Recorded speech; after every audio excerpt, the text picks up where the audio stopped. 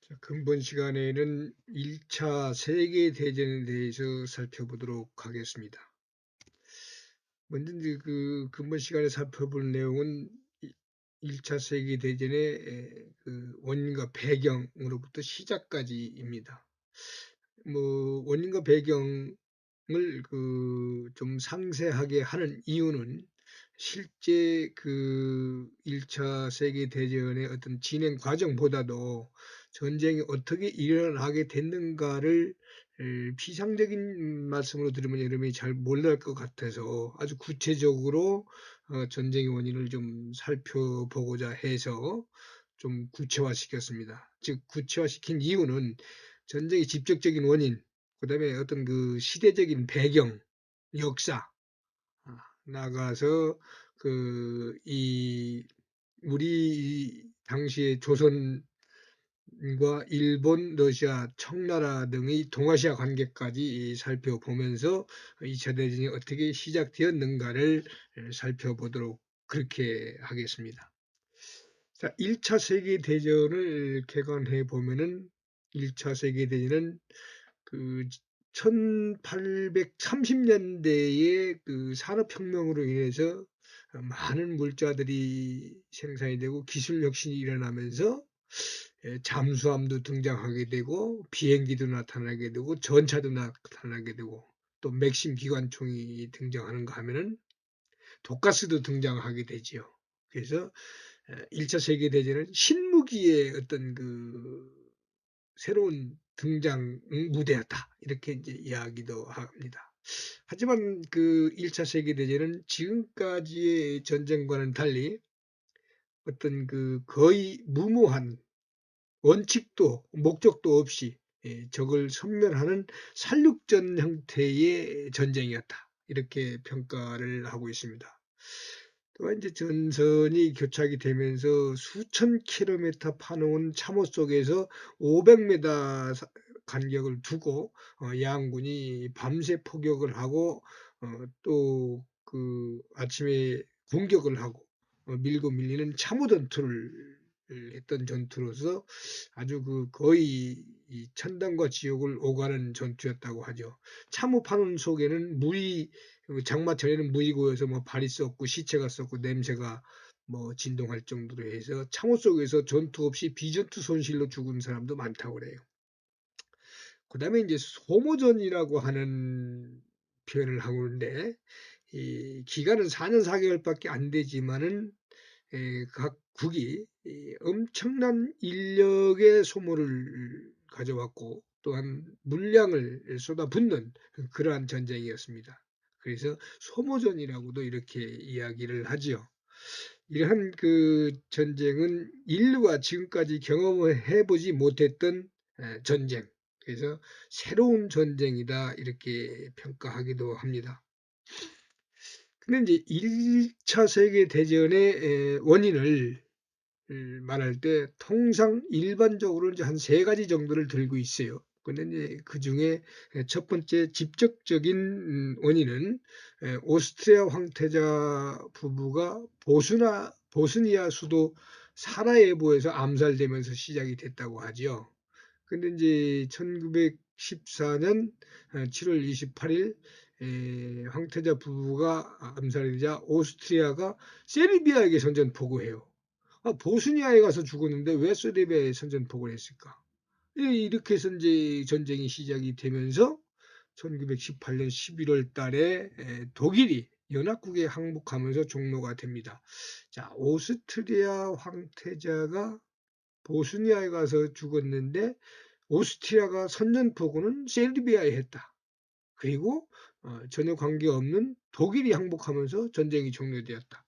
이제 아주 복잡한 관계가 있기 때문에 쭉 여러분이 살펴볼 필요가 있다고 생각을 합니다. 자, 먼저 이러한 그 직접적인 그 황태자 암살 사건 외에도 1차 세계대전은 삼국 협상과 삼국 동맹의 대결이라고 이렇게 통상 이야기를 합니다. 삼국협상이라고 하는 것은 영국, 러시아, 프랑스를 이야기하고 삼국동맹이라고 하는 것은 독일, 오스트리아, 이탈리아를 이야기를 하지요. 그래서 이 삼국동맹과 삼국협상에 대해서는 뒤에 좀 더 상세하게 어떻게 삼국동맹이 맺어지게 되고 어떻게 삼국협상이 맺어지게 되는가를 과정을 설명을 드리도록 그렇게 하겠습니다. 다음은 이제 삼시정책 대 삼비정책의 대결이라고도 합니다. 삼시정책은 바로 여기 보이는 바와 같이 카이로, 케이프타운, 캘커타를 연결하는 영국의 그 정책이고, 삼비정책은 베를린, 비잔티움, 바그다드를 연결하는 독일의 정책이에요. 이것을 다른 말로 삼시정책은 해양 통제 전략이라고도 하고 삼비정책은 해양 봉쇄 전략이라고도 합니다. 또 다른 말로는 삼시정책은 해양 세력이라고도 하고 삼비정책은 대륙 세력이라고도 하죠. 여하튼 이것은 여기서 이제 설명을 좀 더 구체적으로 설명을 드린다면 삼시정책은 제국주의 영국이 이 카이로, 캘커타, 케이프타운을 연결해서 아프리카와 인도의 식민지를 확대하는 정책으로 아프리카 카이로부터 케이프타운까지 이제 종단하는 계획을 세우면서 이 독일의 파란 게 이제 독일의 그 식민지, 독일의 식민지하고 이제 부딪히면서 대결이 일어나게 되죠. 비정책은 해양 봉쇄 전략이라고도 하고 대륙 정책이라고도 하는데 바로 베를린, 비잔티움, 바그다드를 연결해서 이 오스만 투르크로부터 이 철도 부설권을 얻은 그 독일이 이 철도를 통해서 이쪽에 이제 가까운 그 동쪽 근동 중동 쪽으로 이제 뻗어나가겠다고 하는 정치 경제적 이권 확보 정책입니다. 근데 사실은 이렇게 해서 연결해서 이쪽으로 이제 뻗어나가겠다고 하는 독일의 정책은 이 우상단에 있는 러시아가 내려오는 것을 막기 위한 정책이었으며 바로 이렇게 내려가다 보니까 또 뭘 위협하게 됩니까? 이 카이로 옆에 있는 이 수에즈 영국, 요거 영국령이지 않습니까? 이 수에즈 운하를 위협하게 되다 보니까 이제 영국하고 이제 부딪히게 되는 거죠. 이래서 이제 통상 이와 같이 1차 세계대전의 원인을 일반적으로 황태자 저격사건, 삼국동맹과 삼국협상, 삼시정책 대 상비정책의 대결로 이렇게 이제 보는 것이 일반적입니다. 자, 바로 이제 이렇게 직접적인 원인은 황태자 암살 사고인데 이 오스트리아하고 보스니아, 세르비아가 어디 있었는지 한번 살펴보죠. 이 오스트리아 제국은 여기 이제 발칸 반도입니다. 발칸 반도의 보스니아는 오스트리아 제국의 이 사실은 식민지였어요. 이게 이제 요 오스트리아 색깔로 칠해져야 돼요. 그다음 세르비아는 옆에 있습니다. 이는 오스만 트루크 제국이고 요 이쪽은 그리스고. 근데 요걸 이제 좀 더 세부적으로 본다면은 이제 이렇게 생겼어요. 그래서 이제 영국, 프랑스, 러시아가 있고 독일 제국이 이제 그때 이제 이 1914년도에는 독일이 이 1871년도에 이제 프로이센에서 독일로 재거듭난 통일 제국이 되었기 때문에 독일 제국의 영토가 이만큼 돼 있었고요. 그다음에 밑에가 이제 오스트리아 헝가리 제국입니다. 오스트리아 헝가리는 독일은 이제 대부분 게르만 민족이지만 여기는 게르만 민족도 있고 뭐 스라브족도 있고 다양한 이 민족들이 섞여서 사는 소수 민족들이 사는 그런 동네예요. 그런데 보스니아가 바로 여기 사라예보에 있습니다. 이게 이제 아까 여기 이제 색깔이 칠해있는 것 같이 이게 오스트리아 식민지였죠. 여기를 왔을 때 이 보스니아에 있는 우익 청년 대학생이 세르비아 독립 만세, 세르비아 어디 있냐? 바로 옆에 있습니다. 세르비아 독립 만세 하면서 여기서 이제 황태자 부부를 암살을 했던 겁니다. 이 색깔을 보면 요거는 삼국 협상이에요. 요건 삼국 동맹이에요. 나중에 오스만 제국도 이제 동맹 쪽에 들어가고 이탈리아는 빠져나가게 되죠. 자, 그런데 왜 독일이 세계대전을 일으켰을까? 독일의 이제 어떻게 커왔는가를 살펴봐야 됩니다.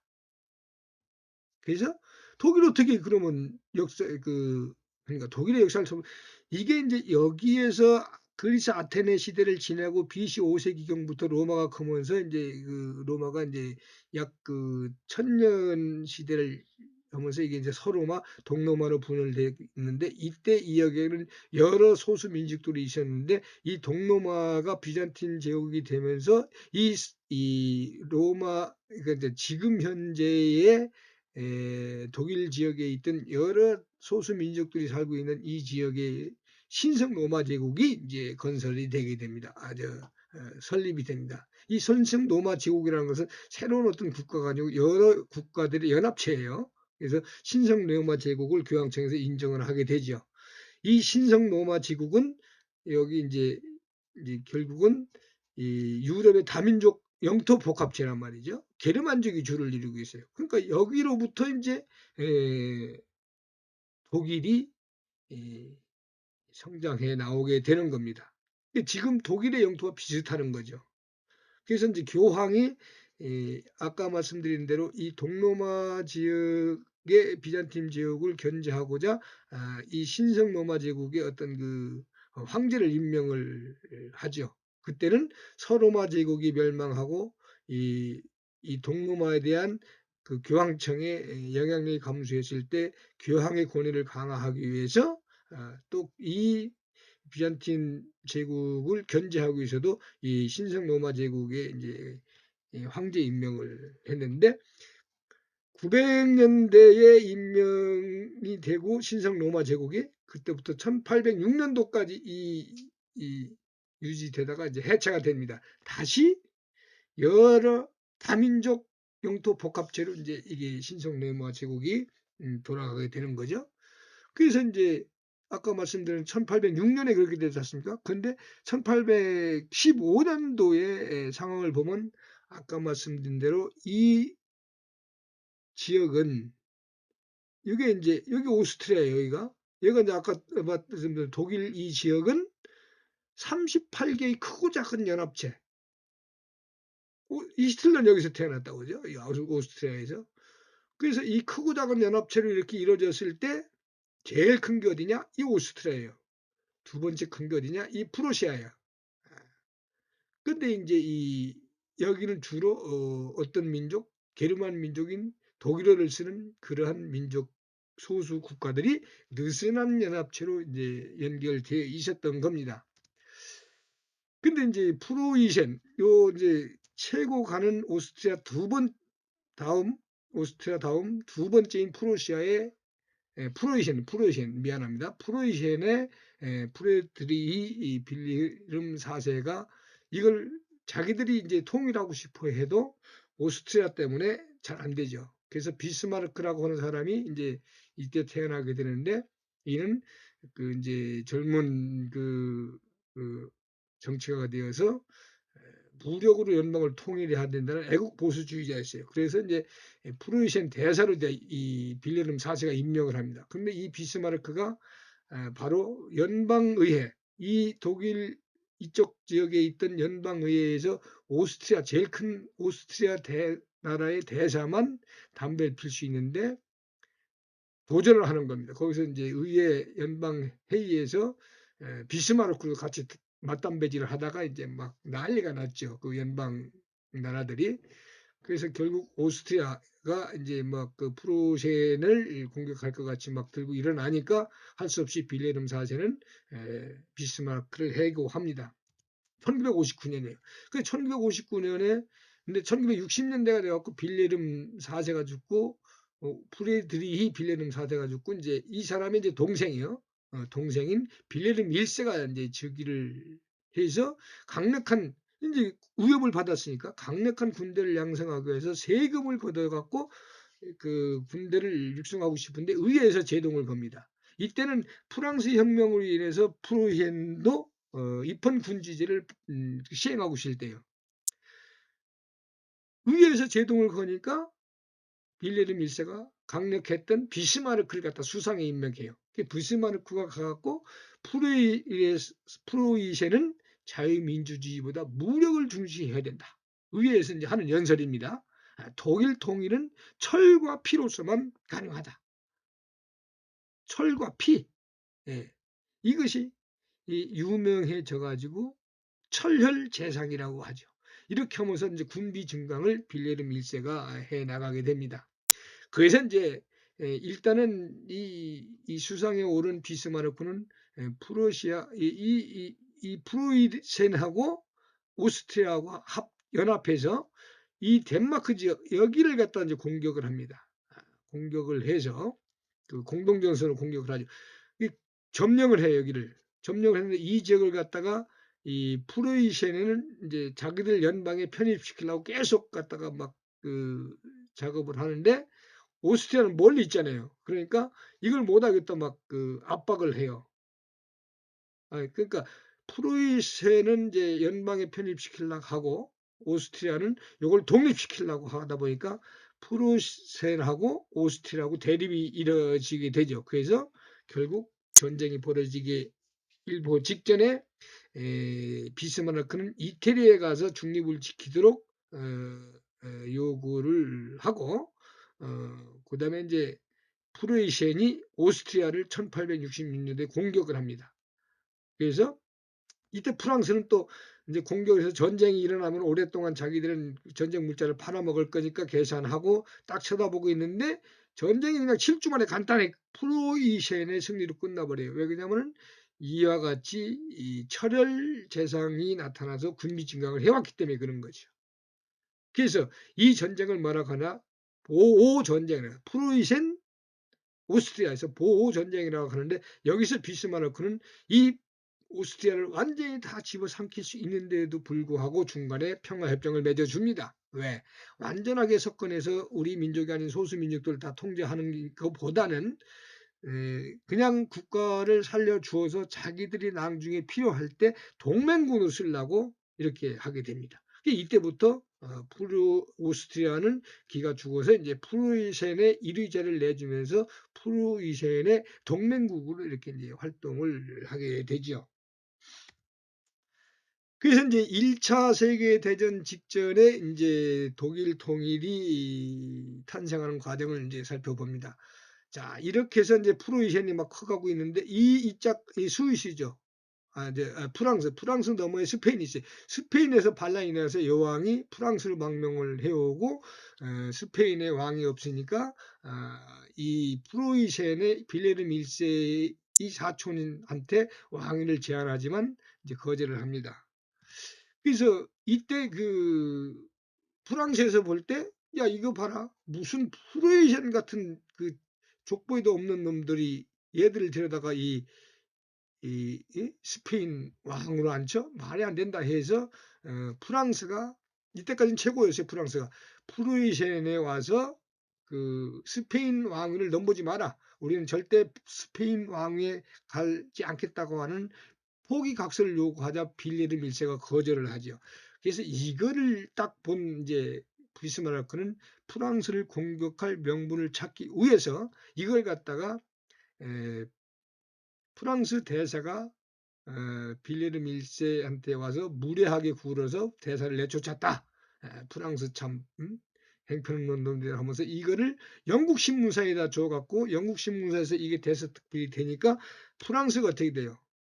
자존심이 엄청 상해서 국민들이 들고 일어나서 프로이센을 공격하라 해서 불가피하게 공격을 하게 되지요. 그래서 이제 보호 전쟁이 아닌 프로이센 불란서 전쟁이 일어나요. 보불 전쟁입니다. 이게 1810년에 보불 전쟁이 일어나는데 이 그때까지만 해도 프랑스는 상당한 어떤 그 유럽의 패자라고 생각했었는데 프로이센이 워낙 그 전쟁 준비를 철저하게 했기 때문에 2개월 만에 프랑스를 완패시킵니다. 수도를 점령해요. 이래서 이제 수도를 점령하고 프로이센의 빌헬름 1세는 프랑스 파리를 점령한 상태에서 베르사유 궁전에 가가지고 이 연합체였던 이 지역들의 38개 나라들을 다 남북을 합해서 통일 독일 제국의 황제로다가 즉위를 하게 됩니다. 그러면서 인제 비스마르크는 뭐가 돼? 통일 독일 제국의 수상이 되는 거죠. 이 와중에 있었던 일들을 쭉 살펴보면은 여기까지 오기까지 독일이 이렇게 이 지역에서 유럽 대륙의 패자 프랑스를 묵살을 내면서 이 유럽의 최강자로 등극하기까지 독일 입장에서 보면 다민족 국가에서 신성 로마 제국을 거쳐서 다시 38개국으로 분열됐다가 프루이센이라고 하는 나라가 북부 독일의 조그만 지역에서 그 독일 통일을 해서 프랑스를 무르고 새로운 강대가 된 거죠. 그러면 이 유럽 전체적으로 어떻게 봤을까? 18세기에 이 스페인 왕위 계승 전쟁으로 오랫동안 한 4년 정도 전쟁을 했죠. 이때도 이제 여러 나라들이 다 휘말렸어요. 그다음에 이제 미국 독립전쟁에 프랑스가 막 도와주기도 했죠. 영국하고 미국하고 싸울 때.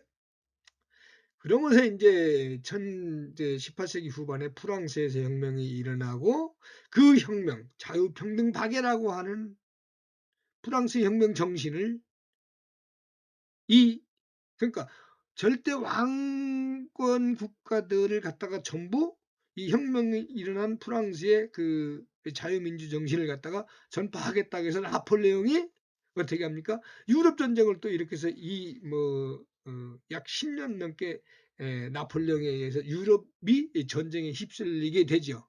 이 얘기는 이제 그 나폴레옹, 프랑스의 나폴레옹이 자기들의 혁명 정신을 널리 퍼주기 위해서 했는데 결국은 이것이 유럽을 민주화시키는 그런 계기도 됩니다.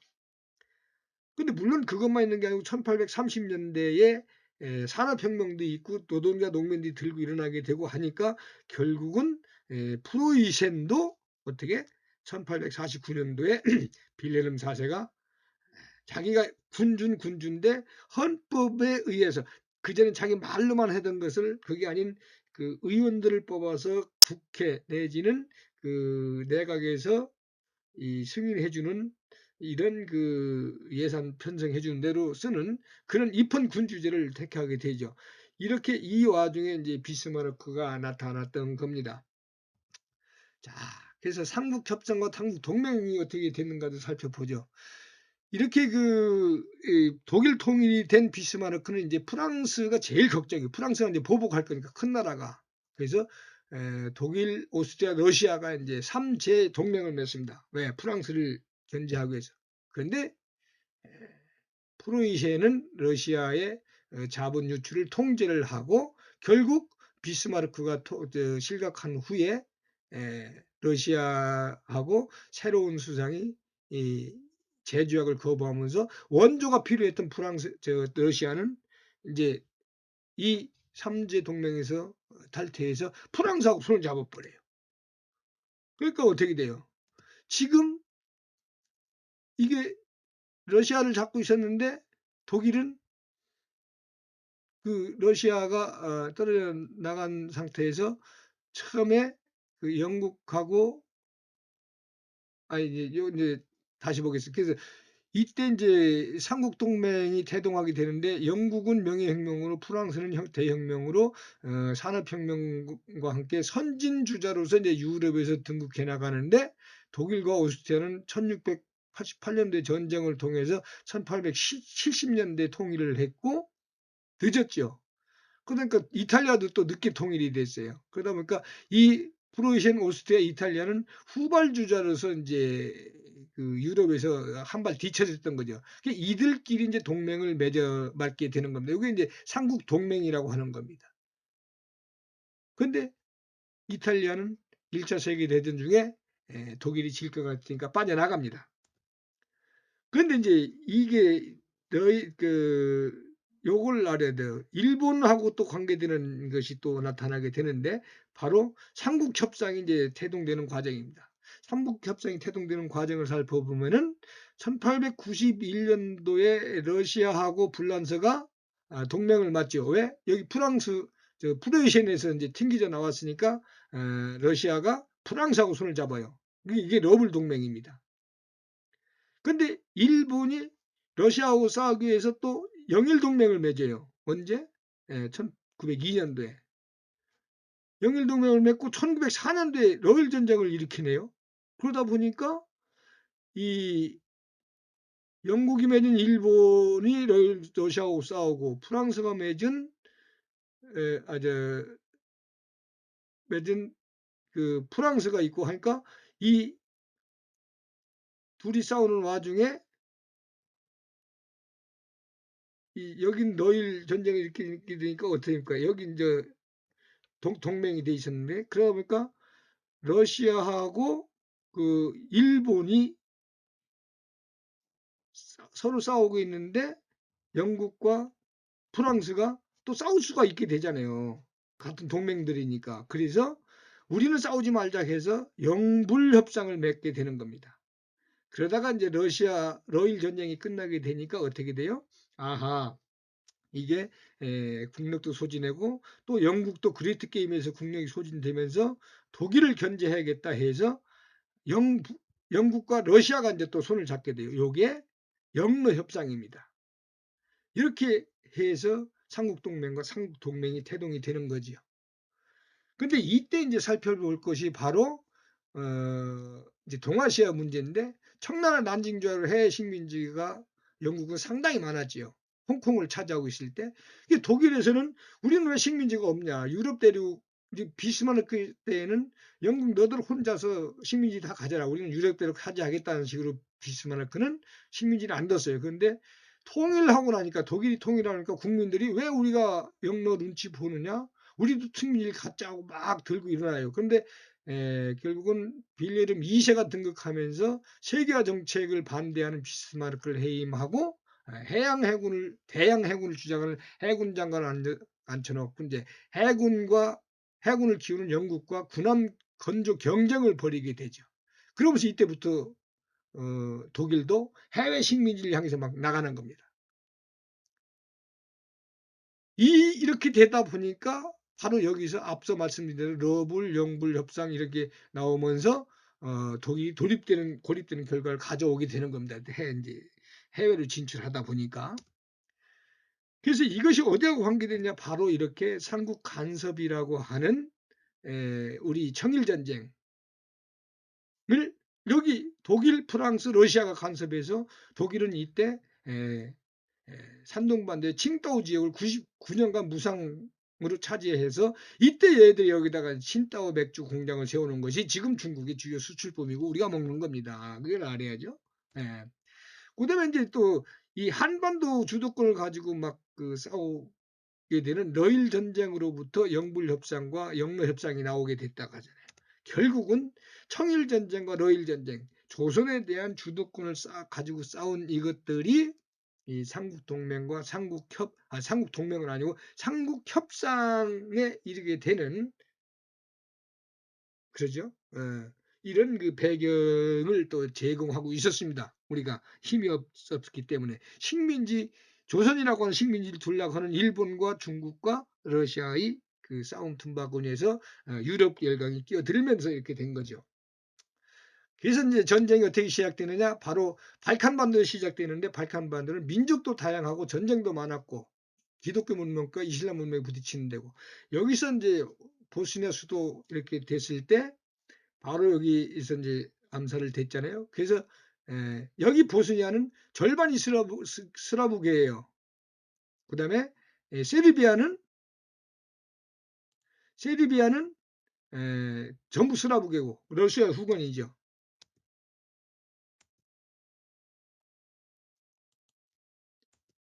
그래서 오스트리아가 이 바로 세르비아에게 선전포고하는 걸 보스니아가 세르비아에게 왜 이것은 바로 이렇게 러시아가 절대 다수인 스라브족을 갖고 발칸반도를 통해서 흑해 지중해로 나가는 것을 견제하기 위해서. 그래서 이제 오스트리아가 하다 보니까 러시아가 당연히 총동원령을 내리고 독일이 총동원 내려갖고 이제 왜 독일하고 그 오스트리아 동맹이니까 러시아 선전포가 프랑스 총동원령 내리고 본격적인 대전이 들어가게 되면서 나중에는 유럽 각국 미국까지 하면서 세계 대전이 벌어지게 되었던 것입니다.